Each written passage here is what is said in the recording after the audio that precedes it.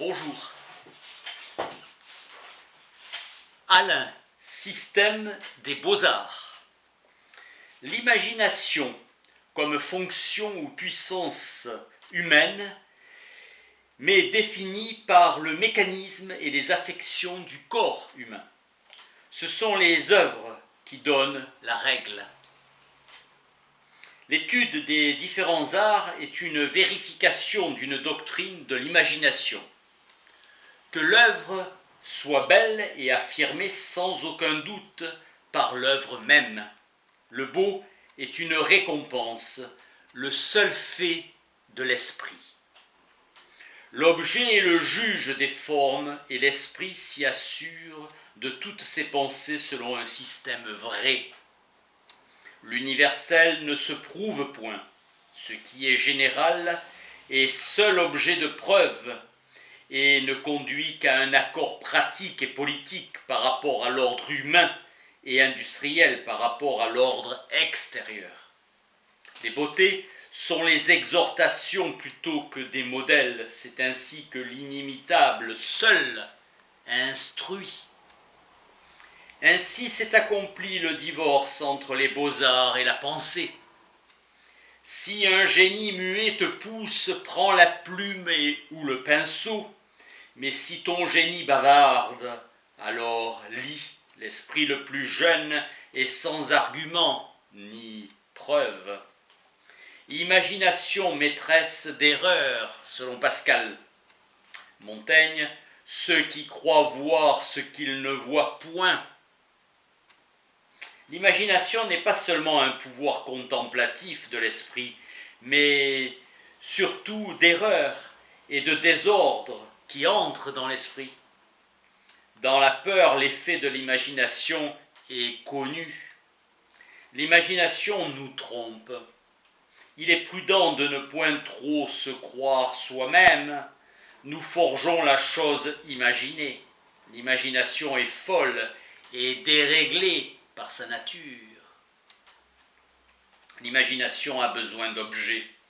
Les arts se montrent remède à la rêverie, toujours errante et triste. Les objets extérieurs agissent encore sur nos sens pendant le sommeil. Je croyais les voir. Et ma parole haute ou murmurée donne un objet réel à l'ouïe et qui s'accorde avec la croyance. On s'aperçoit comment, mieux que les discours, le dessin et finalement l'écriture porteront nos rêves. Imaginer, c'est percevoir, mais sans précaution. Imaginer, c'est juger et penser. Et fausse une croyance fondée sur quelques émotions ou passions, la peur. La perception est une recherche du vrai, de l'objet par une enquête. Un certain délire conduit aux arts et il faut que le délire soit surmonté. Un fou n'est nullement artiste, quoiqu'il croie voir beaucoup de choses que les autres ne voient point. Son erreur est de vouloir régler ses actions sur ses vaines images. Au lieu que l'artiste, tout au contraire, règle ses images d'après ce qu'il fait, d'après l'objet qui naît sous ses doigts. Auguste Comte, régler le dedans sur le dehors. L'artisan fait paraître un objet mieux circonscrit, capable de terminer les fictions, esthétique en toute œuvre, finie et durable. S'irriter parce que les choses ne cèdent pas au désir, c'est le moment puéril de la pensée. L'expérience fait promptement connaître que l'indétermination des pensées est un mal plus grand que l'essai d'une nécessité inflexible, contre laquelle le vouloir se fortifie et où il trouve même son appui. Tel est le bonheur de la contemplation. Il ne devient esthétique que s'il est joui par le contemplateur au grand jeu des forces printanières, ce qui lui donne valeur d'objet. Une œuvre d'art doit être faite, terminée et solide, jusqu'au détail. L'improvisation sans règle n'est jamais belle.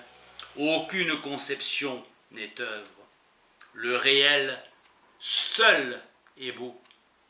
Faites donc et jugez ensuite, pensez l'œuvre. Oui, certes, mais on ne pense que ce qui est. Fais donc ton œuvre. L'inspiration ne forme rien sans matière. Tout artiste est percevant et actif, artisan toujours en cela, plutôt attentif à l'objet qu'à ses propres passions. On juge l'artiste puissant qui ne parle guère, et l'artiste ambitieux et égaré qui parle au contraire beaucoup. La méditation de l'artiste serait plutôt observation que rêverie. La loi suprême de l'invention humaine est que l'on n'invente qu'en travaillant, l'artisan. Dans l'imagination, tout est promesse. Dans l'imagination errante, tout est promesse. L'artiste observateur décide par l'action inspirée afin de percevoir quelque chose. Son modèle, c'est d'abord l'objet et ensuite l'œuvre. Dès que l'inflexible ordre matériel nous donne appui, alors que la liberté se montre, mais dès que nous voulons suivre la fantaisie, entendez l'ordre des affections alors, le corps humain, l'esclave, nous tient et nos inventions sont mécaniques. Le désir de plaire ou d'étonner, l'ambition écarte toujours l'artiste de son vrai chemin. La pensée esthétique se détourne toujours de l'ordre humain qui blâme et loue et qui est fin de l'industrie. La nature est le maître des maîtres. Il n'est point d'apprenti qui n'ait observé que toute œuvre dépend beaucoup de ses humbles conditions. La facilité nuit à l'artiste et favorise l'artisan. Le métier et l'inspiration allant toujours ensemble. La règle du beau n'apparaît que dans l'œuvre et y reste prise en sorte qu'elle ne peut servir jamais d'aucune manière à faire une autre œuvre.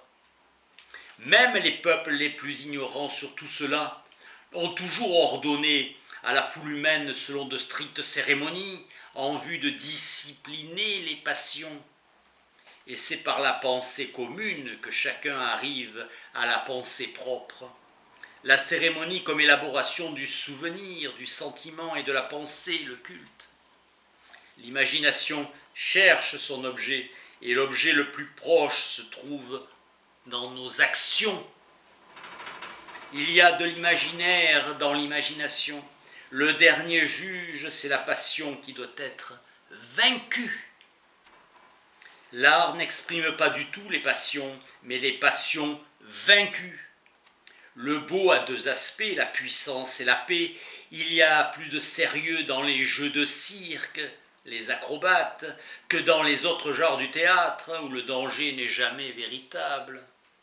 Il y a toujours de la volonté dans l'expression, volonté de montrer, de cacher, d'être. Exprimer, c'est modeler.